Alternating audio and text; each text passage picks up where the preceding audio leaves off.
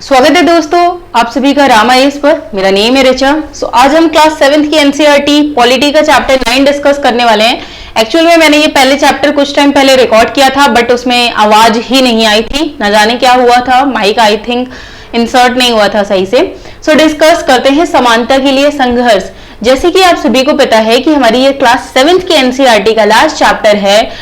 Last chapter में हमने हर NCERT की क्लासेस में देखते हैं कि फर्स्ट एंड लास्ट चैप्टर में कुछ ना कुछ यूनिकनेस होती ही है। इस चैप्टर में भी हम समानता के लिए जो संघर्ष की कहानियां रही हैं, 2 से 4 कहानियां डिस्कस करेंगे। लेकिन जैसे कि आपने देखा होगा कि इससे पहले वाले चैप्टर्स में भी कहीं ना कहीं कुछ ना कुछ जो है वो कहानियां रही ही हैं। जैसे रोजा पार्क्स की कहानी थी, चैप्टर 5 में कुछ स्त्री आंदोलनों की कहानियां थी। तो अलग अलग कहानियां जो है लोगों ने जब अपनी समानता के लिए लड़ी हैं। इस चैप्टर में यही बताया गया है। देखिए, हमारे अगर इंडिया के कॉन्स्टिट्यूशन की बात करें तो कॉन्स्टिट्यूशन ऑफ इंडिया के हिसाब से हर नागरिक जो है वो समान है। लेकिन क्या अगर आप इस वर्ड को, समान शब्द को अगर आप सोचते हैं, तो क्या आपको समानता हर वर्ग में, हर जाति में या धर्म के नाम पर आपको दिखाई देती है? बहुत बार आपको ऐसा दिखेगा कि कभी किसी को धर्म के नाम पे बहकाने की कोशिश की जा रही है, कभी जाति के नाम पर बहकाने की कोशिश की जा रही है। वैसे तो कॉन्स्टिट्यूशन ऑफ इंडिया के हिसाब से सभी समान है अगर आप कानून की नजरों में देखते हो, बट एक हमारे समाज का भी पहलू होता है। अगर आप उस समाज के पहलू को देखने की कोशिश करेंगे या उस नजरिए को देखने की कोशिश करेंगे तो आपको लिंग, धर्म, जाति, अमीरी, गरीबी में किसी न किसी आधार पर जो है वो भेदभाव आपको दिख ही जाएगा। बट हमारा कॉन्स्टिट्यूशन इन किसी भी आधार पर भेदभाव नहीं करता है। जैसे कि वोट देने का अधिकार, अगर जितना आपके पास है आप भी एक ही बार वोट दे सकते हैं, मतलब किसी भी इलेक्शन में। एंड मुकेश अंबानी जो हैं वो भी एक ही वोट दे सकते हैं। ऐसा हमने एक चैप्टर में स्टोरी पढ़ी थी। अगर वो चैप्टर आपको नीचे याद आ रहा है तो कमेंट सेक्शन में लिखना नहीं भूलिएगा। चलिए स्टार्ट करते हैं चैप्टर। इस चैप्टर में समानता के लिए संघर्ष की कहानी बताई गई है। दुनिया भर में जो अलग अलग समुदाय, लोग गांवों में रहते हैं, शहरों में रहते हैं, उनके लिए, हर किसी के लिए समानता के लिए संघर्ष करना ही पड़ता है। अब जैसे शहरों में भी आप देखेंगे कि बहुत सारी जगह आपको इजिली रूम नहीं मिल पाते हैं। क्यों नहीं मिल पाते? हो सकता है कि आप किसी जाति विशेष के लिए ना दिया जा रहा हो, या फिर बहुत सारे, एक हमने अंसारी फैमिली का ही इससे पहले कुछ पहले वाले चैप्टर्स में डिस्कस किया था, जिसमें हमने देखा था कि सिर्फ चिकन खाने के कारण उनको जो है वो रूम नहीं दिया गया था। ऐसा बहुत बार आपको फेस करने को मिलेगा, या आप ही अगर कभी स्टूडेंट लाइफ या अगर कॉम्पिटिटिव एग्जाम की तैयारी आप करते हैं और देख रहे हैं ये वीडियो, तो आपने कभी ना कभी ये चीज रियलाइज किया होगा कि जब आप मकान मालिक से रूम के लिए रूम लेने जाते हैं एंड आप पूछते हैं, वो आपसे पूछते हैं और आप बताते हैं कि चिकन खाते हैं, तो हो सकता है कि वो ना दें। तो ऐसे बहुत सारे हमें अलग अलग प्रकार के भेदभाव जो है वो देखने को मिलते हैं। कुछ भेदभाव जो है वो छोटे स्तर पर किए जाते हैं, कुछ भेदभाव जो है वो बड़े स्तर पर किए जाते हैं। कुछ भेदभाव जो है वो हमारी मानवीय गरिमा या जो हमारा सम्मान होता है उसको ठेस पहुंचाते हैं, और जब कोई चीज हमारे सम्मान को ठेस पहुंचाती है तो उसके लिए संघर्ष किया जाता है, उसके लिए आंदोलन किए जाते हैं। ठीक है, चलिए। अक्सर समानता में किसी विशेष मुद्दे को लेकर संघर्ष करने वाले व्यक्ति जो होते हैं वो समाज में एक अपनी महत्वपूर्ण जो है वो पहचान बना लेते हैं। अभी जैसे आपने रिसेंट टाइम पहले मूवी आई थी गंगूबाई काठियावाड़ी, तो उसमें भी एक वर्ग के लिए जो सम्मान नहीं था समाज में, तो उसमें भी उनका संघर्ष दिखाया गया है। तो अब उन्होंने क्या वो एक चेहरा बनी और उन्होंने वो एक वर्ग के लिए समानता दिलाई उन्होंने। तो सेम वैसे बहुत सारे लोग हैं अलग अलग अपने अधिकारों के लिए लड़ते हैं। तो सेम हम वहीं एक कहानी पढ़ेंगे, मध्य प्रदेश का तवा मत्स्य संघ। इसकी स्टोरी जानने का प्रयास करते हैं कि आखिर ये संघ बनाने की जरूरत क्यों पड़ी। तो देखिए हुआ क्या कि जंगल में जो बड़े बड़े क्षेत्र वगैरह होते हैं उनके तो वहां पे जानवरों के लिए वो अभयारण्य घोषित कर दिया जाता है। और वहां पे अब क्या किया गया, जब उसे अभयारण्य घोषित कर दिया गया तो बड़े बड़े बांधों का निर्माण किया गया। अब जब बड़े बांधों का निर्माण किया जाता है तो मान लीजिए कोई एरिया, एक स्पेसिफिक एरिया रहा होगा, जब वहां पे बांध का निर्माण किया गया तो हो सकता है कि पहले वो किसी की वहां आसपास जमीन रही हो या लोग बसते रहे हों। तो अब बड़े बड़े बांधों के कारण बहुत सारे हजारों लोग जो हैं वहां से एक जगह से दूसरी जगह उन्हें जाना पड़ा, यानी विस्थापित होना पड़ा। तो पूरे के पूरे गांवों के लोग जो हैं वो अपनी जड़ों को छोड़कर, यानी जहां वो रहते थे, कहीं दूसरी जगह उन्हें नए घर बनाने में, नई जिंदगी आरंभ करने के लिए उन्हें मजबूर होना पड़ता है। ये बहुत जगह होता है जहां बड़े बड़े बांध वगैरह बनते हैं। शहरी क्षेत्रों में भी आपको ये चीज देखने को मिलेगी कि आपको हर किसी न किसी शहर में स्लम एरियाज, यानी जो झुग्गी झोपड़ी वाले क्षेत्र होते हैं, वो आपको देखने को मिल जाएंगे। सो कभी कभी कंस्ट्रक्शन के पर्पज से या कभी कभी ऐसे भी वो एरियाज जो हैं वो खाली करवा लिए जाते हैं। शहरी क्षेत्र में जो वो बस्तियां जो खाली करवा दिए जाते हैं, जहां मेनली गरीब लोग ही रहते हैं, उन्हें हटा दिया जाता है। तो अब यहां से सोचिए कि उनके रहने का जो है, इस इंडिया में हर किसी को रोटी कपड़ा मकान जो है वो ये उसकी बेसिक नीड है, चाहिए होता है। लेकिन आज के टाइम पे उससे भी और भी हमारी बड़ी बड़ी कुछ सुविधाएं आ गई है जो हम उसके लिए मांग करते हैं। अब हमें जो है सिर्फ रोटी कपड़ा मकान की जरूरत नहीं होती है, अब हम अपने सम्मान के लिए भी लड़ते हैं कि अगर हमारे सम्मान को कोई ठेस पहुंचाता है तो उसके लिए भी हम लड़ते हैं।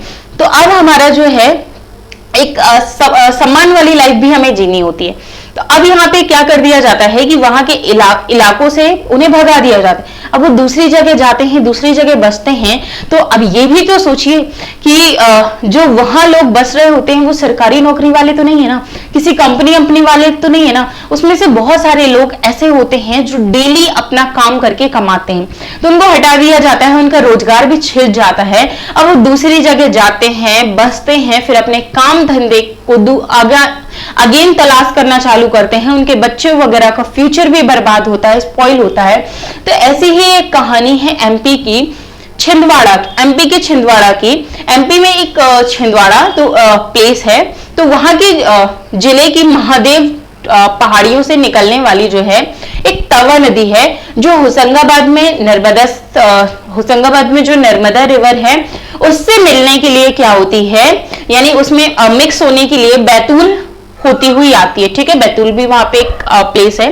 तो यहाँ पे हुआ क्या कि तवा जो एक ये तवा जो है, ये रोटी बनाने वाला तवा मत इसे समझिएगा, ये एक रिवर का नेम है। तो तवा रिवर पर एक बांध का निर्माण चालू किया गया 1958 में। ठीक है, अब ये बन जाता है 1978 में। अब जब 1978 में ये बनकर तैयार होता है तो यहीं के पे जंगल के आसपास का जो इलाका था इसमें बहुत सारी कृषि भूमि थी। अब जब ये क्या होती है, जब ये कृषि भूमि, जब ये बांध बना तो ये कृषि भूमि यहाँ पर डूब गई थी, जिसमें जंगल के निवासी जो लोग थे वो अपना सब कुछ खो चुके थे। क्योंकि बहुत सारे इंडिया में आज भी ऐसे परिवार हैं जो सिर्फ कृषि पर ही बेस्ड हैं और उसी से अपना भरण पोषण करते हैं, उसी से उनकी लाइफस्टाइल जो है वो चल रही है। तो अब वहां के जो लोग थे उन्हें वहां से थोड़ी दूर जाना पड़ा और उनके जो उनका रोजगार था वो तो छीन ही गया, उनकी कृषि तो डूब चुकी थी। तो उन्होंने क्या करना चालू किया, वहीं आसपास थोड़ा दूर जाकर अपने घर वगैरह बनाए और उन्होंने उसी बांध वगैरह में मछली पकड़ने का व्यवसाय जो है वो आरंभ कर दिया कि ताकि उनकी डेली नीड्स जो है वो तो फुलफिल हो सके। तो ये सब करके वो इतना ज्यादा नहीं कमा रहे थे कि बहुत ज्यादा फायदा, वो अपनी डेली नीड्स ही पूरी कर रहे थे। तो अब यहाँ पे किया क्या गया, 1994 में ये जो सरकार ने जो तवा बांध क्षेत्र में जो मछली पकड़ने का काम था वो किसे दे दिया गया, निजी ठेकेदारों को दे दिया गया।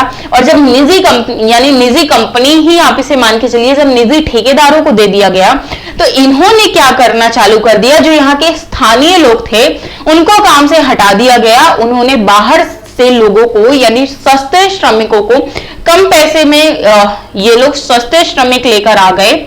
और जब यहाँ के स्थानीय लोग वहां पे मछलियां पकड़ने जाते थे तो ठेकेदारों ने क्या करना चालू कर दिया, गुंडे बुलाकर गांव वालों को धमकाना चालू कर दिया। चूंकि वहां से लोग जो थे वो हटने को तैयार नहीं थे, क्योंकि अगर हट जाए, शायद आपको लगता होगा कि सरकार ने सही किया, हट जाना चाहिए था, बट आप एक तरफ वो भी सोचिए कि अगर वो सच में हट जाते तो उनके घर का भरण पोषण कैसे चलता, उनका तो रोजगार था, उनकी तो रोजी रोटी इसी से चल रही थी।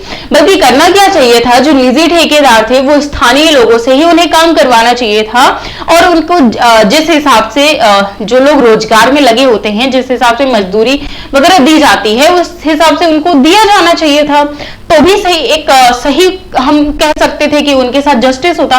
लेकिन यहाँ पे उनके साथ जो लोग थे, जो मजदूर या कुछ भी कह लीजिए, जो मछली पकड़कर बेचकर अपना गुजारा करते थे, तो अब उन्हें उनके सामने प्रॉब्लम ये आ गई कि वो या तो हट जाए या एकजुट होकर अपने अधिकारों की रक्षा के लिए लड़े। तो उन्होंने अपने अधिकारों की रक्षा के लिए लड़ना सही समझा, तो उन्होंने एक संगठन बनाया, जिस संगठन का नाम दिया गया तवा मत्स्य संघ। आई होप ये तवा मत्स्य संघ की कहानी जो है ये आपको समझ में आ गया होगा।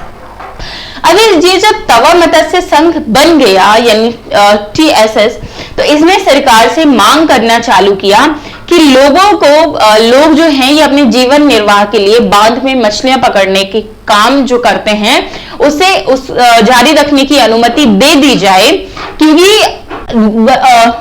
इसी से लोगों का जो है वो गुजारा चल रहा था।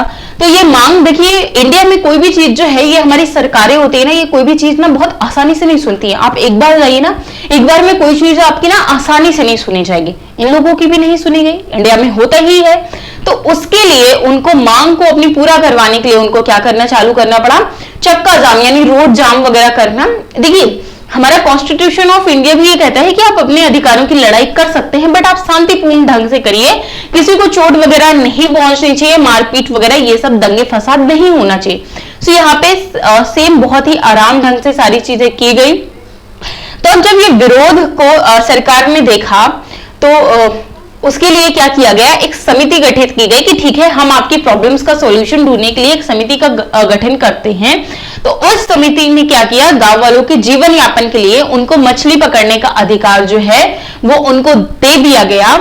और 1996 में मध्य प्रदेश की जो सरकार थी उसने ये तय किया कि जो तवा बांध की जलाशय से जो मछली पकड़ने का कार्य यहाँ के जो लोग करते थे वो उन्हें दे दिया जाए, ताकि वो अपना काम जो है वो सही ढंग से कर सकें। तो यहाँ पे फाइनली जो है उनको मछली पकड़ने के लिए 5 वर्ष का पट्टा यानी लीज पर दे दिया गया। और ऐसा माना जाता है कि लोग जो हैं यानी यहाँ के लोगों के लिए 2 जनवरी 1997 में जो तवा क्षेत्र के 33 गांवों के जो लोग थे, देखिए जब बांध बना था तो 33 गांवों के लोग इससे इन्फ्लुएंस हुए थे। 33 गांवों के लोगों का रोजगार जो है वो कहीं ना कहीं छिना था। तो सही मायनों में कहा गया कि न्यू ईयर उनके लिए तभी आरंभ हुआ था। ये उस समय जो महिलाएं थी विरोध प्रदर्शन कर रही थी, ये उसी की एक इमेज है। और ये जब टिहरी बांध, आपने टिहरी बांध जो है उत्तराखंड में जो टिहरी बांध बना था तो वहां का नाम आपने कहीं कभी ना कभी सुना होगा। तो ये जो इमेज आप देख रहे हैं ये टिहरी बांध की है। जब यहाँ पे टिहरी बांध बना था तो इसमें लगभग 100 से भी ज्यादा जो गांव थे वो इस बांध में टूट गए थे। तो आप ये इमेजिन कर सकते हैं कि यहाँ के जो 100 गांवों के लगभग लोग थे उनकी लाइफ स्टाइल में कहीं ना कहीं जो है वो प्रभाव आया था। तो तवा मत्स्य जो संघ था फिर उसने मछुआरों के साथ जुड़कर उसने लगातार उन्होंने जो यहाँ के लोग थे उन्होंने अपनी आय में इजाफा करना चालू कर दिया। फिर धीरे धीरे उनको उचित दाम पर उनसे उचित कीमत देकर उनसे जो मछलियां थी वो खरीदी जाने लगी और उन्हें बाजार में पहुंचाना, उचित मूल्य प्राप्त करना, ये सारे काम जो थे कि समिति का ही हो गया। अब पहले की तुलना में मछुआरे जो थे ये 3 गुना ज्यादा कमाने लगे थे। और तवा मत्स्य संघ ने जाल खरीदने और रख रखाव की जरूरतों के लिए जो है वो क्या करना चालू कर दिया था, मछुआरों को ऋण देना चालू कर दिया था। तब यहाँ से जो उनकी लाइफ स्टाइल थी वो धीरे धीरे चेंज होने लगी थी। अब देखिए भारत में जानने का हक जो है वो हर किसी को है, वो चाहे अपने अधिकारों के बारे में जानना हो या किसी अपने चीजों के बारे में जानना हो, तो सभी के बारे में। तो इसमें एक छोटी सी पोयम है जो मैंने नहीं लगाई है, वो आप एनसीईआरटी में देख लीजिएगा क्योंकि एग्जाम के पर्पज से वो कोई इंपॉर्टेंट नहीं है, लेकिन उसकी मैं 2 लाइन बताती हूँ आपको। मेरे सपनों को ये जानने का हक रे, क्यों सदियों से टूट रहे इन्हें सजने का नाम नहीं। 5 से 6 लाइन की ये पोयम है, इसे आप अपने एनसीईआरटी में देख लीजिएगा, पढ़ लीजिएगा।